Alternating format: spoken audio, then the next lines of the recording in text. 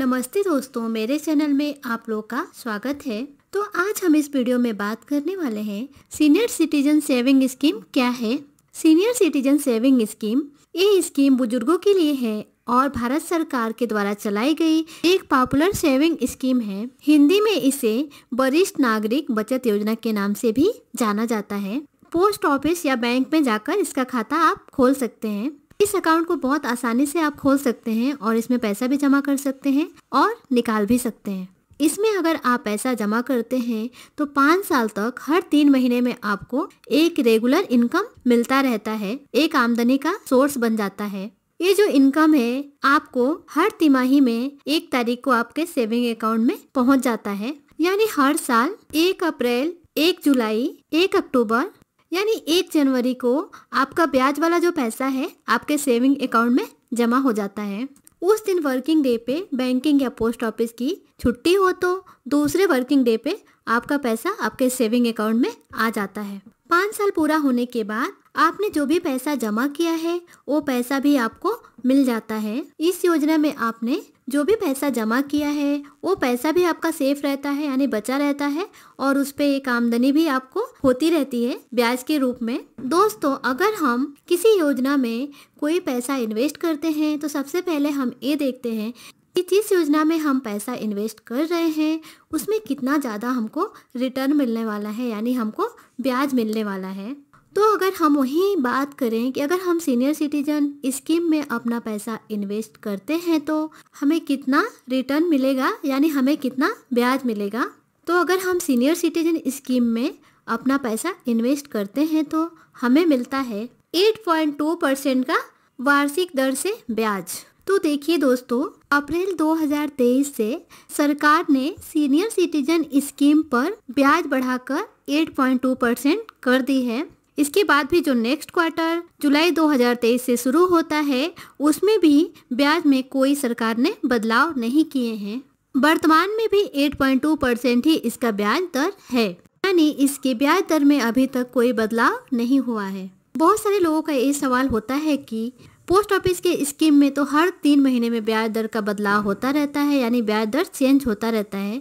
तो क्या हमने जो सीनियर सिटीजन स्कीम में अपना पैसा इन्वेस्ट किया है उस पे भी ब्याज दर कम ज़्यादा होता रहेगा क्या? तो नहीं। मान लीजिए आपने आज खाता खुलवाया तो आज का जो ब्याज दर है 8.2%, ये ब्याज दर अगले 5 साल तक आपके खाते पर लागू रहेगी, यानी कोई भी चेंज नहीं होगा। बीच में अगर ब्याज दर में कोई भी बदलाव आता है तो पहले से खोले गए खाते पर कोई असर नहीं होगा। उदाहरण के तौर पे मान लीजिए आपने खाता खुलवाया था 8.2% के ब्याज दर से, वर्तमान में ये ब्याज दर 8 हो गया या 8.4% हो गया, लेकिन आपने खाता खुलवाया था जब ब्याज था 8.2%, वही ब्याज आपको 5 साल तक लागू रहेगा। ब्याज घटे या बढ़े उससे कोई फायदा या नुकसान आपका नहीं होने वाला है। अब हम बात करते हैं कि सीनियर सिटीजन सेविंग स्कीम में कम से कम हम अपना कितना पैसा इन्वेस्ट कर सकते हैं और ज़्यादा से ज़्यादा हम कितना कर सकते हैं। 1000 से लेकर 30 लाख तक आप इस स्कीम में इन्वेस्ट कर सकते हैं। सरकार ने 2023 के बजट में सीनियर सिटीजन सेविंग स्कीम में पैसा इन्वेस्टमेंट करने की मैक्सिमम लिमिट 30 लाख रुपए कर दी है। अभी वर्तमान में भी इस लिमिट में कोई बदलाव नहीं किया गया है। सीनियर सिटीजन स्कीम में एक व्यक्ति चाहे कितने भी खाता खुलवा सकता है। अब इसमें हम 1000 रुपए जमा करके सीनियर सिटीजन स्कीम खोल सकते हैं और अधिक से अधिक हम 30 लाख रुपए जमा कर सकते हैं। सीनियर सिटीजन में एक व्यक्ति चाहे जितने भी खाते खुलवा सकता है, उसको खाता खुलवाने पर कोई लिमिट नहीं है। उन सभी खातों में जो निवेश की गई रकम है, जो अधिकतम सीमा है वो 30 लाख से ज़्यादा नहीं होना चाहिए। अगर ये सीमा 30 लाख से अधिक हो जाती है तो उस पर सीनियर सिटीजन का ब्याज नहीं दिया जाएगा, वो अधिक रकम आपको वापस कर दी जाएगी। इसमें नगद यानी कैश पैसा 1 लाख रुपए ही जमा होगा। इससे अधिक आप जमा कराना चाहते हैं तो चेक या डिमांड ड्राफ्ट से आप जमा करा सकते हैं। तो चलिए अब हम जानते हैं कि सीनियर सिटीजन सेविंग स्कीम में कौन कौन अपना खाता खोल सकता है। 60 साल की उम्र पूरी कर चुका कोई भी भारतीय नागरिक सीनियर सिटीजन सेविंग अकाउंट अपना खोल सकता है। कोई भी कर्मचारी 55 साल की उम्र में अगर रिटायरमेंट ले चुका है तो भी इसका अकाउंट खुलवा सकता है। रक्षा विभाग या डिफेंस के जो कर्मचारी हैं, अगर 50 साल की उम्र में बीआरएस लेते हैं तो वो भी अपना सीनियर सिटीजन सेविंग अकाउंट खुलवा सकते हैं। विदेशी नागरिकता यानी एनआरआई को इसमें खाता खुलवाने की अनुमति नहीं है।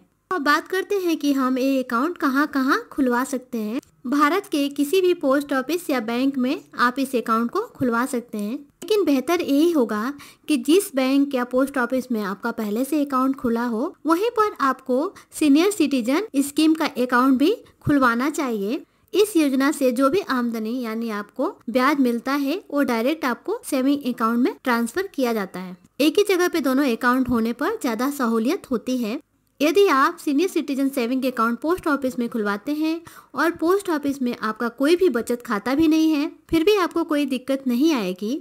सीबीएस पोस्ट ऑफिस में ईसीएस सुविधा के माध्यम से आप अपने सीनियर सिटीजन खाते का भुगतान यानी ब्याज अपने कोई भी बैंक के सेविंग अकाउंट में ले सकते हैं। ऑफिस से आपके सेविंग अकाउंट यानी बैंक में बहुत आसानी से पैसे ट्रांसफर हो जाते हैं और कोई दिक्कत नहीं आती है। तो चलिए अब जानते हैं खाते को प्री मैच्योर क्लोज कराने के बारे में। अगर बहुत जरूरी है, कोई इमरजेंसी है, तो आप खाते को बीच में बंद भी करवा सकते हैं, लेकिन बीच में अगर आप खाता बंद करवाते हैं तो ब्याज में कटौती करके ही पैसा वापस मिलेगा। ये कटौती नियमों के हिसाब से होगा।